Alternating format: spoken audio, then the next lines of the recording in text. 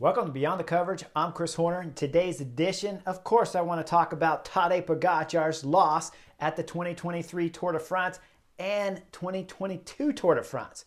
Now, when I was siphoning through all the comments, I saw one from Rec Revs 963, and he said, Chris, has Tadej Pogačar been figured out in the 3 weeks race, and especially when we're talking about the Tour de France, because he goes in there and lists a ton of different reasons why Tadej Pogačar in each of the Tour de France's has gone bad. Now, I wanted to bring this up because when the 23 Tour de France finished and wrapped up, that was the first thing that came to my mind too, was what was happening with Tadej Pogačar. Every time when you look back at his Grand Tour wins and losses, the last 4 years of the Tour de France especially, when you start looking through them, Tadej Pogačar's had a bad day, if not 2 or 3 bad days, throughout a numerous amounts of all 4 of these Grand Tours. Now, when we start looking at 2020, you'll go, man, Chris, he won 2020 and he beat Primož Roglič in the individual time trial. That is true, but when you start going back to that crosswind stage on stage 7, where Tadej Pogačar got bumped off the back and then he ended up losing a ton of time to Primož Roglič on that year's 2020 edition of the Tour de France, well, that threw him out of the general classification hunt. Then you go into stage 8, where Jumbo-Visma tactically had ridden a nightmare when Sepp Kuss had bonked on that stage and they lost their main climber going into the last climbs there to go up Parasord. Well, then at that stage, Tadej Pogačar got a little bit of leash and got let off so that he can gain a little bit of time on Primož Roglič. Primož Roglič was watching Egan Bernal, so gave up about 40 seconds on that stage 8. Now, we start looking a little bit further and we move into the 2021 Tour de France. You'll go, Chris, he won that race by over 5 minutes over Jonas Vingegaard. How could he have gone bad at any point in time during that Tour de France? Well, you look at it, yes, he won by over 5 minutes, so sometimes it gets hard to see the mistakes from Tadej Pogačar, but he still had them. If we look on stage 8, when he dominated everybody going up the Col de Colombière, and he attacked the climb before that on Col de Rome, soloed down the wet descent, went all the way up that climb, caught everyone from the breakaway with Michael Woods being the last guy. Then when they dropped down in the Grand Bonnard, that's when the road was wet and slippery again, so Tadej Pogačar wisely eased up and gained the race leader's yellow jersey and put massive time on all the GC guys, but lost that stage. No big deal, right? Well, we start looking at that year again, and now you start thinking like, well, how about Ventoux? On the Ventoux, when they did it 2 times, that stage he ended up getting dropped by Jonas Vingegaard and then had the bridge going back down the descent. You look at the further mountain stages late in the final 3rd week of that year's Tour de France, Jonas Vingegaard was always climbing right there next to Tadej Pogačar. Now, Tadej Pogačar was still winning multiple mountain stages that year in 2021 against Jonas Vingegaard, but Jonas Vingegaard was solidly on his wheel. So did Tadej Pogačar drop form when you start looking at that stage 8 when he put 4 minutes into everyone? Now they're climbing right on his wheel with Richard Carapaz there and Jonas Vingegaard close by in the later mountain stages. So those might have been days when he was dropping some form too. But it can't be overlooked when you look at Mont Ventoux and he got dropped by Jonas Vingegaard that there is a catastrophic mistake if you think about going back to Col de Colombière where he dropped everybody going up Col de Colombière and put 4 minutes into him, and now he's getting dropped on Ventoux, and then later in the 3rd week they're climbing with him. Now we start going into 2022 when Jonas Vingegaard beat him. Well, we saw on stage 5, he rode fantastic through the cobbles and put 13 seconds on Jonas Vingegaard, who only survived that because Wout van Aert was there riding magnificent through the final part of that stage 5 cobblestone day to hold that time gap to 13 seconds. Otherwise, Tadej Pogačar would have put massive time into all the GC favorites if it wasn't for one exceptional Wout van Aert.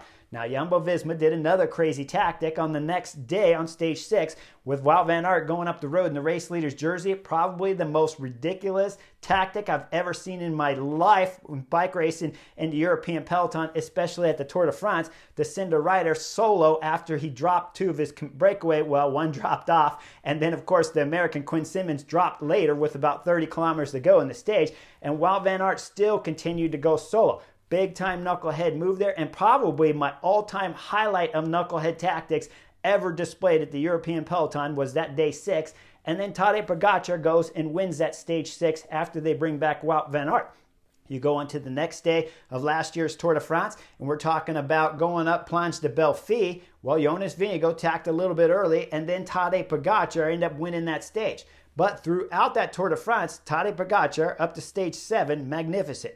We go into stage 11, Col de Granon, and we know the story because it's one of the most historic stages of just breakdown and blow up that we've seen from a big-time favorite to win the Tour de France in that stage 11. Going up the Telegraph to Galibier, Tadej Pogačar is getting attacked by Jumbo-Visma left and right. Once they hit the Galibier proper, then we start seeing Primož Roglič, Jonas Vingegaard, 1-2 in the Slovenian left and right.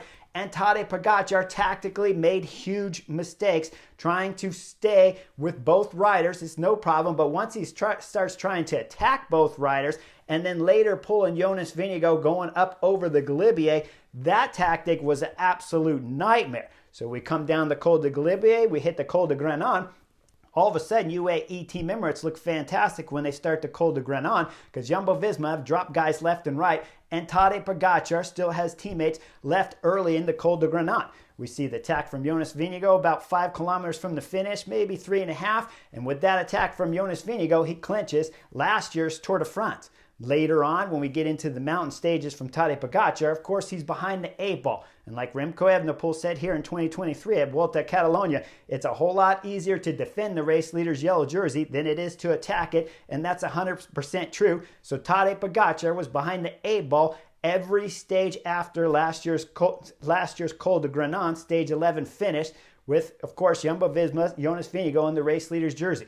He attacked left and right, was still able to win a mountain stage into the 3rd week of the last year's Tour de France, but then, of course, crashed on the Hautecombe stage where Wout van Aert ended up dropping Tadej Pogačar and then launched Jonas Vingegaard to win stage 8 up Hautecombe for Jonas Vingegaard to win 2 stages to Tadej Pogačar's 3 wins in last year's Tour de France. But each time when we start looking at each of the Tour de France's before 20, 21, 22, it shows examples where Tadej Pogačar, UAE Team Emirates too, they're a little bit at fault. The team was either understaffed, undermanned, underpowered, whatever you want to call it. But Tadej Pogačar, along with those problems from UAE Team Emirates, he had days that he was going bad.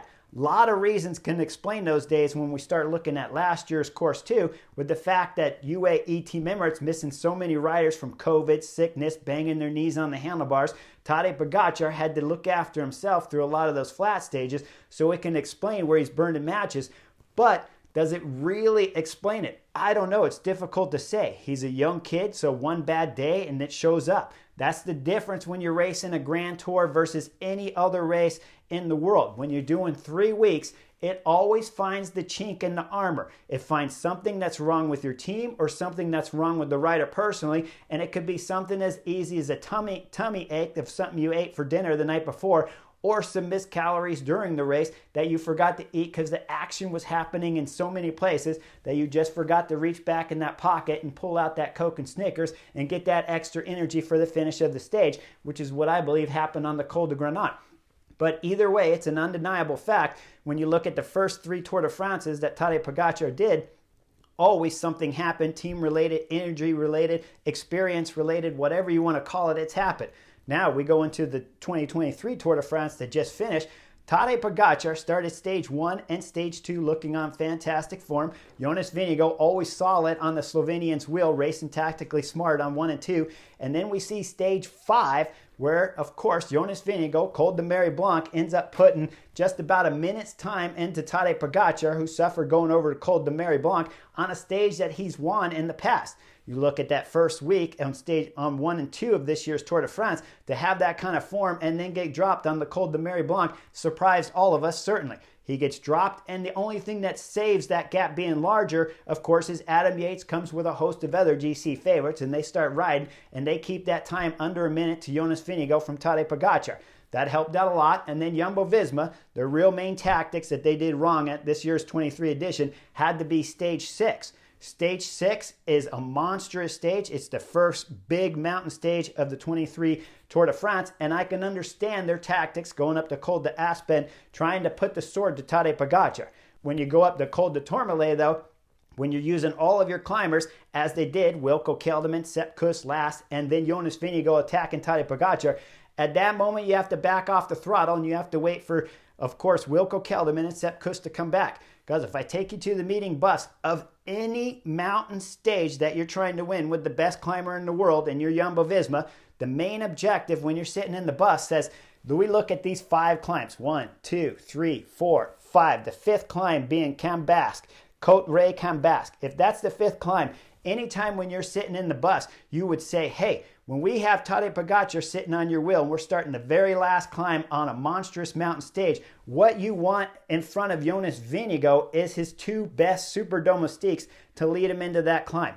Even if the whole team is fresh, you know the tactic would be coming into that climb. You would drill Dylan van Baarle, Nathan van Hooijdonk, Thijs Benoot in whichever order you want there. But then you would drill the big guy, Wout van Aert. And Wout van Aert would have never been last. Would have always been Sepp Kuss or Wilco Kelderman would have been last when you're going up Camp Basque, the final climb of the 2023 Stage 6 Tour de France. You want and need Sepp Kuss as last. Instead, Jonas Vingegaard goes over the Col de Tourmalet, stays on the front, pulling Tadej Pogačar down the descent, and attaches with Wout van Aert. Bad tactic happened at that moment. They should have sat up at the top, brought it back together, bring their climbers. Wout van Aert goes down the descent. He goes into the Côte Ray Camp Basque. Wout van Aert does the big pull in there. And then, of course, Wilco, followed by Sepp, followed by Jonas Vingegaard, attacking Tadej Pogačar. If you can't blow him up, you back off the throttle and you stay with the Slovenian all the way up to the stage. Instead, tactically, Jonas Vingegaard, his only mistake, and like I said earlier, when you're doing a 3-week stage race, it will always find a rider doing a mistake if you just are not the most powerful rider in the race. And on stage 6, Jonas Vingegaard found out he might be one of the most powerful riders in the Tour de France, but he's not the most powerful rider in the Tour de France. So Tadej Pogačar gained back 24 seconds on Jumbo-Visma's Jonas Vingegaard at the end of stage 6. That was a tactical mistake, but other than that, Jonas Vingegaard throughout this year's 23 edition of the Tour de France was marvelous. We start looking further now, so all of a sudden we go into Puy de Dôme. We see Tadej Pogačar's form has come back up to what we had expected from stages 1 and 2. He's dropping Jonas Vingegaard and he's putting some time into the Jumbo-Visma rider. We go into the individual time trial. Tadej Pogačar is 9 seconds down, and now Jonas Vingegaard does an exceptional TT of magnificent proportion here, where he just blows everybody out of the water in the Tour de France and becomes the #1 ranked rider up here on Beyond the Coverage and the Butterfly Effect. Now, after that, Jonas Vingegaard was following Tadej Pogačar around all the way to the Champs-Élysées there, where Tadej Pogačar, of course, could not dislodge Jonas Vingegaard, but was able to win stage 20 of the Tour de France after he had to recover from, again, another meltdown stage on stage 17. So when you look at the comments from Rec Revs, it is true. Tadej Pogačar, throughout all 4 seasons of the Tour de France, has always had a meltdown someplace, whether team, sickness, calories, tactics, or some other reason to fall apart. And I gotta say now, with 4 of those from the Tour de France, it's looking pretty grim there for Tadej Pogačar in terms of what he has to do to start turning things back around. Other than being just the flat-out best rider in the Tour de France, which he was in 2021, but in 2020 it was tight. Primož Roglič doesn't give up that extra time to let Tadej Pogačar ride away because he's watching Egan Bernal. The finish might be a little bit different in the 2020 Tour de France. 2021 dominant. 2022, we start looking at Jonas Vingegaard's on the same level. 2023, Jonas Vingegaard has outridden him intelligently and been just on the same level physically and time trial and better than Tadej Pogačar. So Tadej Pogačar's got his work cut out for him going in the future if he wants to win more Tour de France's with Jumbo-Visma's riders going so strong. Now, I'll add one more 5th Grand Tour in there because Tadej Pogačar has done 5 Grand Tours throughout his young career, and that would be the Tour of Spain in 2019. And if you look at the Tour of Spain, there's moments in there where same scenario where he'd have a bad day and lose time to Primož Roglič on that year when he won the Vuelta a España, but lost time there. And then, of course, was able to gain time back with 3 stage wins in that 2019 Vuelta.